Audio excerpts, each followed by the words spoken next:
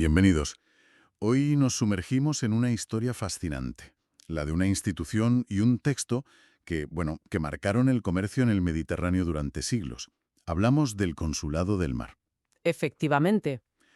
¿Qué fue exactamente? Y sobre todo, ¿por qué un libro con ese nombre acabó siendo tan influyente? Vamos a intentar desgranarlo.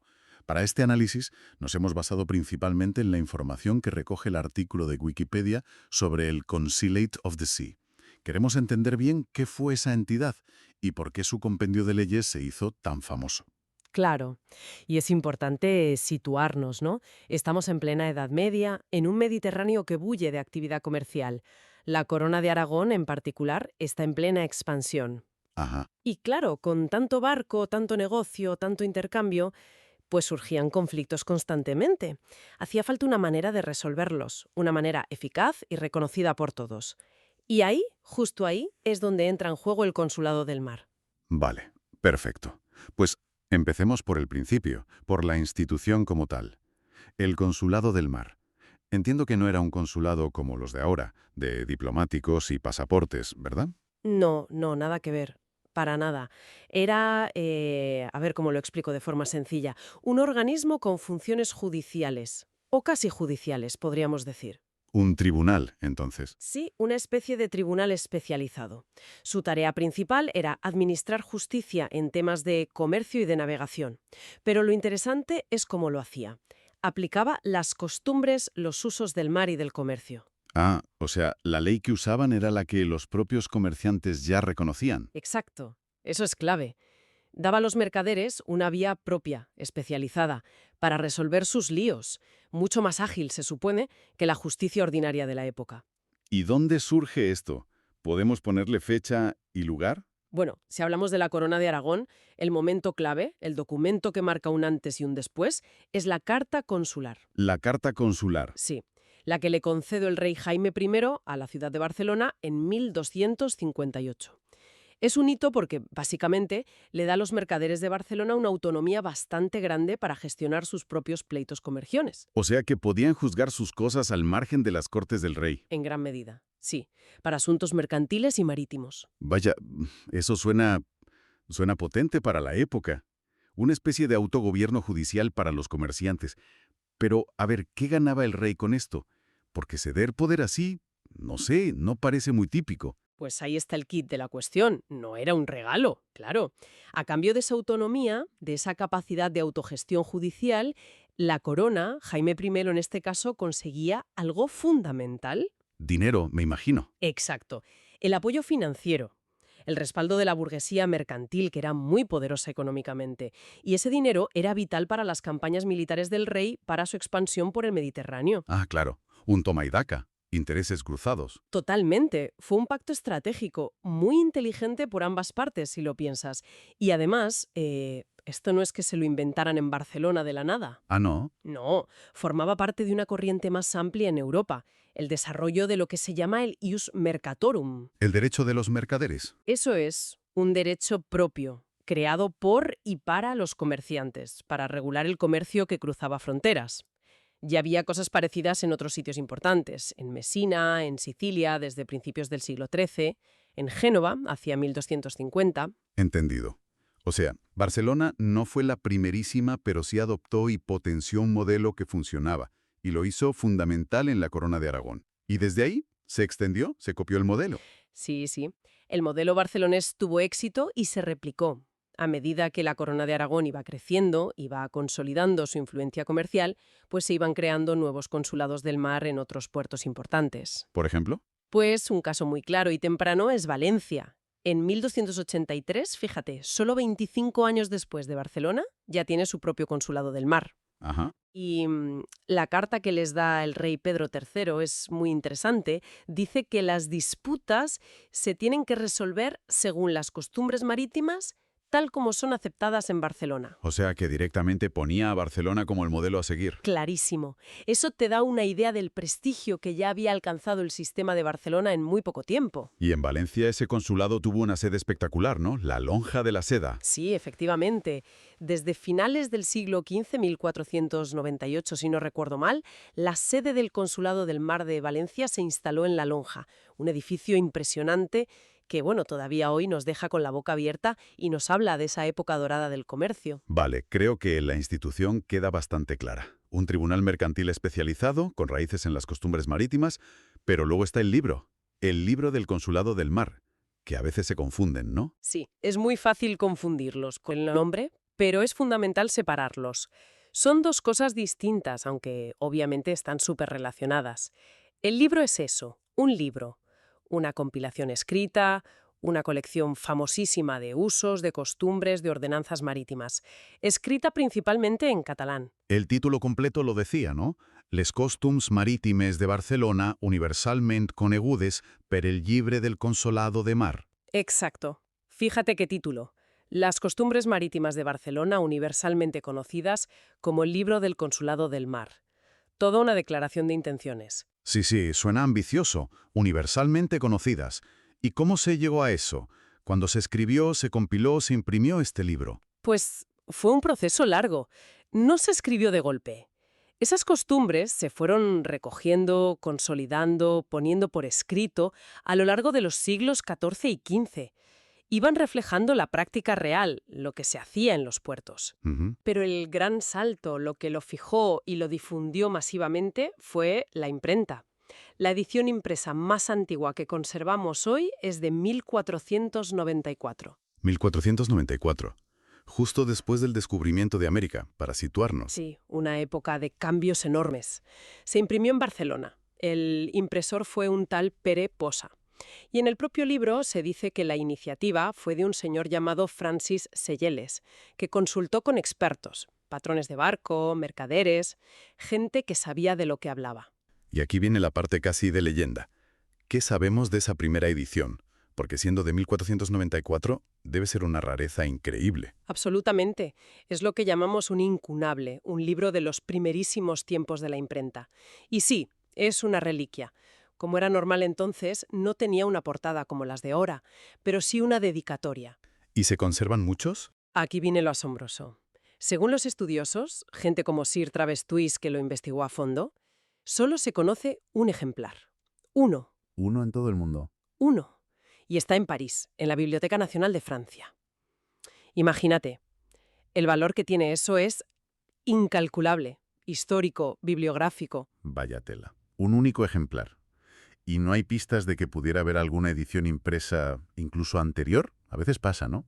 Que luego aparece algo. Bueno, hay una mención curiosa, un erudito catalán muy importante, Antonio de Capmany, a finales del siglo XVIII, Ajá. escribió en un libro suyo de 1791 que él había visto una edición más antigua.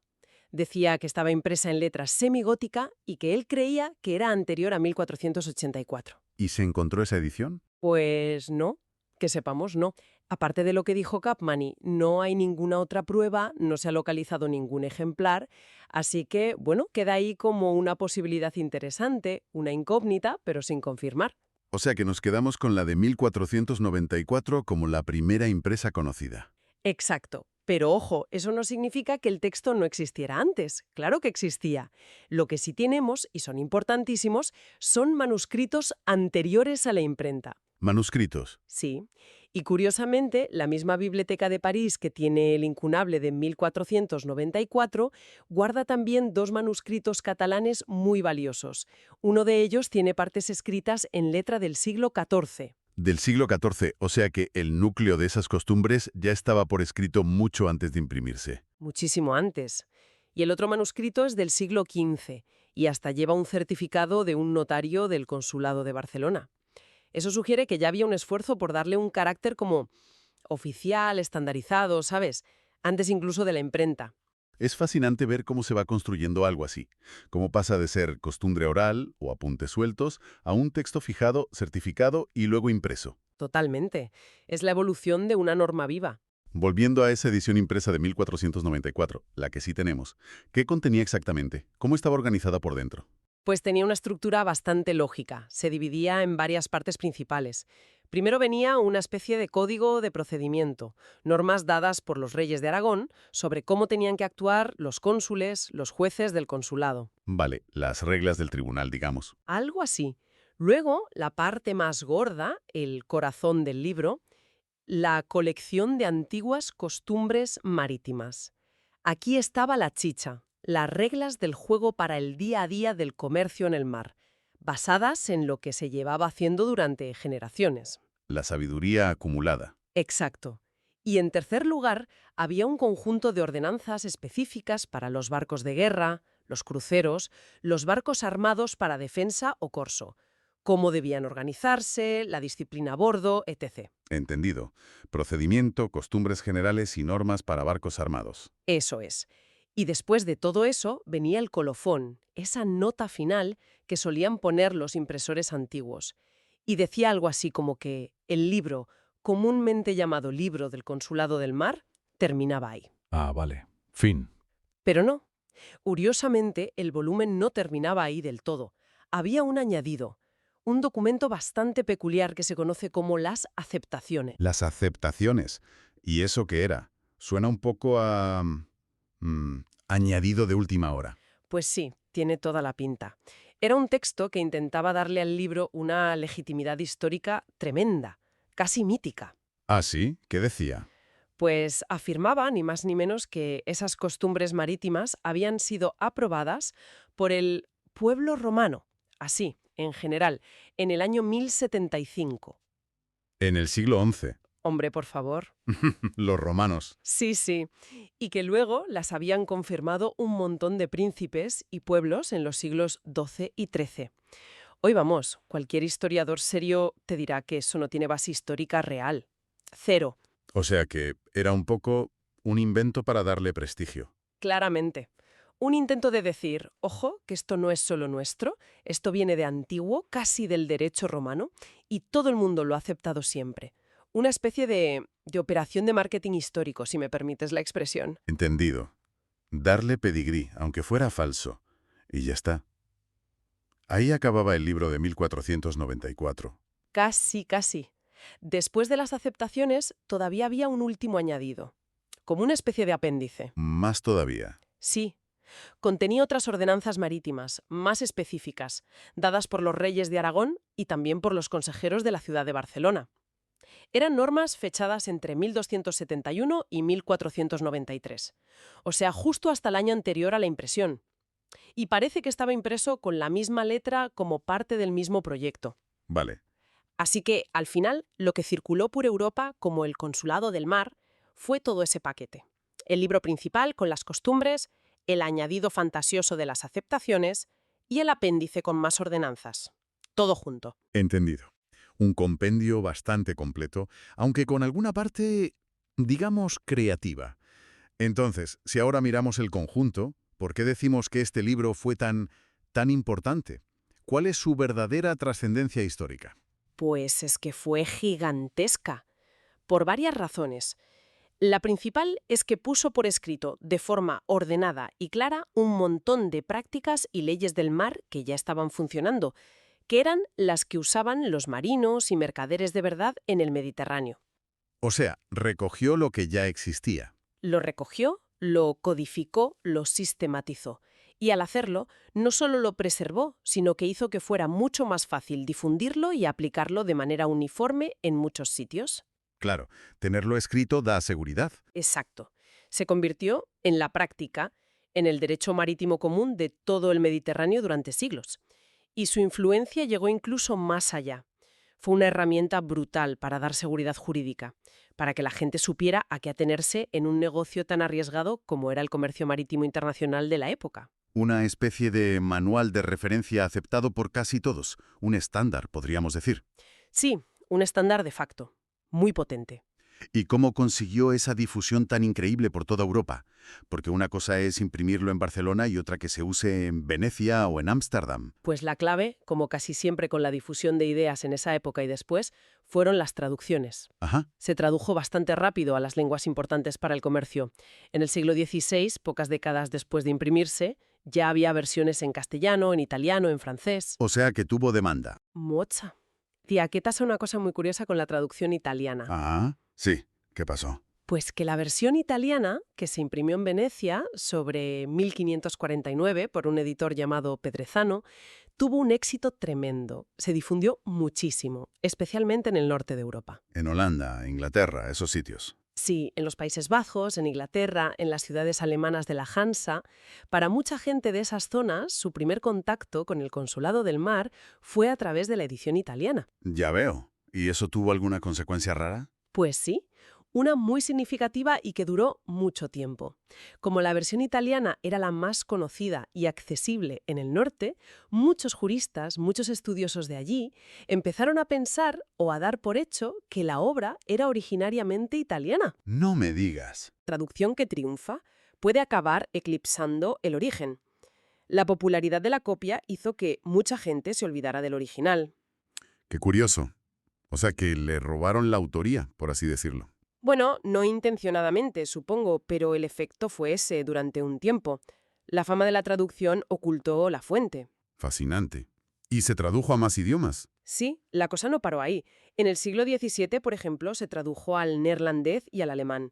Se habla incluso de una posible traducción al latín, que era la lengua culta por excelencia, aunque esa no está del todo confirmada. Ujú. Y luego, mucho más tarde, ya en el siglo XIX, cuando hubo un renacimiento del estudio de la historia del derecho, se hicieron traducciones más académicas, más críticas. La del francés Pardessus en 1834 fue muy importante, y la del inglés Sir Travers Twist en 1874. ¿El que mencionaste antes por el ejemplar de París? Ese mismo. Y su traducción tuvo además el gran mérito de publicar el texto original catalán al lado de la traducción inglesa. Eso ayudó mucho a que se reconociera ya definitivamente su origen catalán. O sea que fue un auténtico bestseller legal durante siglos. Un fenómeno editorial y jurídico. Sin duda, atravesó fronteras, idiomas y siglos. ¿Y hoy en día queda algo vivo de todo esto? ¿Del Consulado del Mar, de la institución o del libro? Más allá de las bibliotecas y los libros de historia. Bueno, la institución original, ese tribunal de mercaderes medievales como tal, desapareció hace tiempo. Con la llegada de los estados modernos, los sistemas judiciales se centralizaron y esos tribunales especiales fueron perdiendo su función. Claro, lógico. Pero el nombre, la marca Consolat de Mar, sí que ha perdurado y se ha utilizado de maneras interesantes, sobre todo en Barcelona. ¿Ah, sí? ¿Cómo? Pues, por ejemplo, la Cámara de Comercio de Barcelona tiene un servicio de arbitraje comercial para resolver disputas entre empresas que se llama precisamente Consolat de Mar. Ah, mira qué bien. Un guiño directo a la función original. Totalmente. Conectar con esa idea de resolver líos mercantiles de forma especializada. Y también el Ayuntamiento de Barcelona usa ese nombre, Consolat de Mar, para su red de oficinas que promocionan la economía de la ciudad en el extranjero. O sea que son como ecos modernos de aquella red medieval, adaptados al mundo de hoy. Exacto. Un legado que sigue vivo, aunque sea en la terminología y en funciones adaptadas a la globalización actual. Muy interesante. Pues si tuviéramos que resumir, para que nos quede claro, el Consulado del Mar fue, por un lado, una institución medieval pionera en la Corona de Aragón para impartir justicia en temas de comercio marítimo. ¿Correcto? Un tribunal especializado basado en las costumbres del mar. Y por otro lado está el Libro del Consulado del Mar, que es esa compilación de costumbres y leyes escrita en catalán que se convirtió en una referencia absoluta, se tradujo a muchísimos idiomas y marcó el derecho marítimo durante siglos. Eso es. Yo diría que es un capítulo fundamental, importantísimo, en la historia del derecho mercantil y del derecho marítimo. Y además ilustra muy bien algo. ¿El qué? Pues cómo las necesidades prácticas del comercio, la pura necesidad de resolver problemas reales de gente de sitios distintos que hacía negocios junta, cómo esa necesidad impulsó la creación de leyes y de instituciones muy sofisticadas. Y con una visión que iba más allá de las fronteras, ¿sabes? Mucho antes de que habláramos de globalización. Es verdad, muestra la capacidad que tenían ya entonces para autoorganizarse y crear normas comunes. Totalmente. Una capacidad de adaptación y de creación de estructuras legales desde la propia práctica comercial. Y quizá para terminar, podríamos dejar una reflexión en el aire, ¿no?